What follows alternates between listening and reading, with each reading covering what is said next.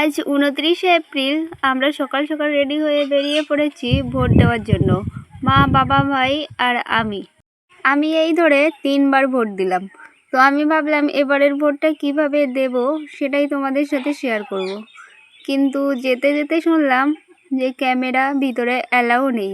তবুও বাইরে থেকে যেটুকু পেরেছি সেইটুকু ক্যামেরা বন্দি করেছি। অনেক মানুষই এসেছিল ভোট দেওয়ার জন্য। ভোট কীভাবে দিতে হয় সেটা তো আর দেখাতে পারবো না। তো এই পর্যন্তই ক্যামেরা করে বাবার কাছে ফোনটা রেখে দিয়ে ভিতরে ভোট দিয়ে বাইরে চলে এসেছিলাম।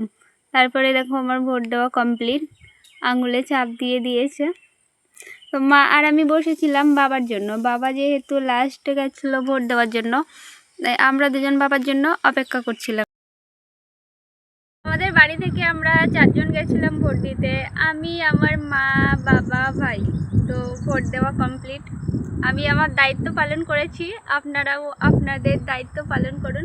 তো আজকের ভিডিওটা এই পর্যন্ত। লাইক, কমেন্ট, শেয়ার করে দিও। বাই।